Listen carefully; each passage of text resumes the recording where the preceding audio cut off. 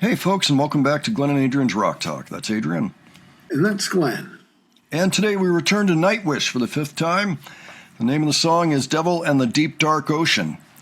This is a performance that took place in Buenos Aires. It's got dual lead vocals, not just Flor Jansen, but Marco. So this comes off their second album, Oceanborn, which is from 1998.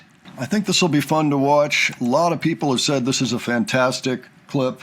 We've heard that about a lot of clips from Nightwish, but some people have said, oh yeah, this is a good one to go to next. So we'll go ahead and do that. Some have also said, oh, you've tackled all the tough ones first. So I don't know exactly how to put that in context, with what we should expect in general from Nightwish. Maybe it's have no expectations. I don't know. It could be something like that. Adrian, what do you think about Nightwish? They're just an awesome band. They're amazing. Yes. Just like Flor Jansen, especially, she's got like one of the best voices I've ever heard, I think, in rock and roll. A lot of power. Oh, yeah. She's very versatile. I mean, she could growl, she could do the voice of an angel, or the command of a sergeant, or I mean, Marco is no slouch either as a vocalist, but even so, she overpowers him in a lot of ways because she's just incredible. But I think they'll sound great together. Let's go ahead and check out the song, and then we'll talk about it a little further. All right. Okay, so we'll give you this nice little piece. It's called Devil and the Deep Dark Ocean.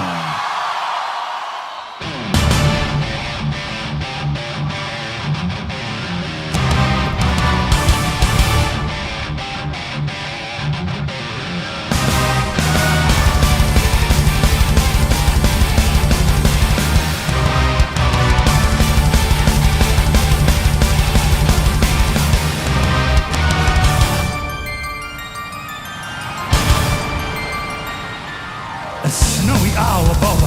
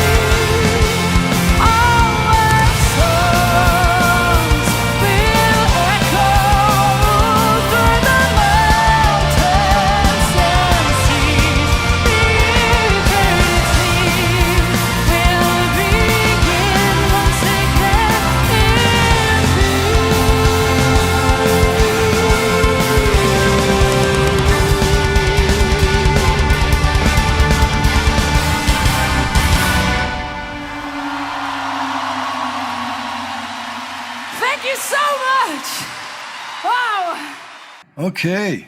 Well, what'd you think about that one, Adrian? Oh my, just really amazing. It's really amazing, man. Yeah. Some really good stuff in there. Surprising. In a way, it was one of the tamest songs we've heard from the band so far. You know, like we've come to expect a lot of what they did there. I'm kind of wondering when Floor does this count as chiropractic? You know, because it probably helps loosen up her neck muscles a bit. You know, and her back and everything. I just wonder if there's a therapeutic nature to what she's doing. I mean, obviously the crowd loves it. You know, but the hair spinning and all that. Yeah, it seems almost redundant. Unnecessary or? Unnecessary, that's what I mean. Yeah, okay.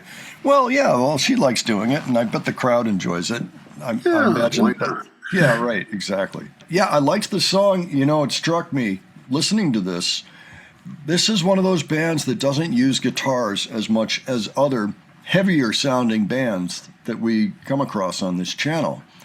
And watching Tomas on the keyboards, the guy who founded the band, but him doing that with the solo at the top, whatever.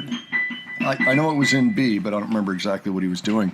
And I understand why he did that and all that, but it reminded me, we just looked at Solobros or Jerome Avalos's band with his sons, you know, doing Megadeth's Holy Wars, The Punishment Due. And in that one of his sons was playing the second guitar part on a keyboard, actually two keyboards, one for rhythm, and then the upper tier was for the lead, you know, like the lead guitar line. So that's kind of what that reminded me of. And what we heard here sounds kind of like a thrash song, but with keyboards in place of a lot of what would have been guitar. Yeah, I didn't see any decoration or anything this time around the keyboards either. Usually there's something cool looking in front of them. Anyway. We have mostly been watching from, 6 years earlier. They don't necessarily always need it. Maybe they had it for a particular tour because there was a particular motif. Sometimes bands will do that. You know, like when Rush came out and just had the big rabbits on either side of the stage for the Presto tour, that sort of thing. You know, that kind of a thing. So it could have been something like that, maybe a tie-in to the album. But I liked the song a lot, actually. It's one of the ones, I mean, they're always impressive, but that was one that, I don't know, was easier on the ears in a way. It's still very, very impressive. All the parts sound fantastic. The song is great, puts a lot of energy out there. Marco sounded great on his, and I was watching him go like this while he's singing, and that's pretty impressive to me, you know, that you can do this kind of picking while doing a lead vocal. Yeah, that guy has a great voice and a great bass. Yeah, it was just an awesome experience, you know. I bet Flora could blow a lot of opera singers right off the stage. Probably, yeah. Plus, she's more versatile, you know. She's got that level of skill, I think. Flora is a strikingly handsome woman who I would not want to run into in a dark alley at night. Okay. She's very intimidating.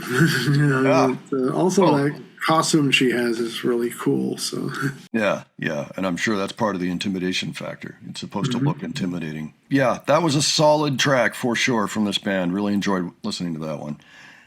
Okay, folks, why don't you let us know what you thought of this, and if there's a particular song you want to suggest next, you can leave that below. We do have a lot of things to choose from, but we always like hearing from you anyway, especially after a particular track like this one. Really enjoyed this. Looking forward to the next thing, whatever we end up doing. Give your thoughts And if you enjoyed this video, please give it a like. And if you enjoyed the presentation, please subscribe. All right. Thanks so much for joining us today. We will catch you on the next one. Take care, folks. See you all later.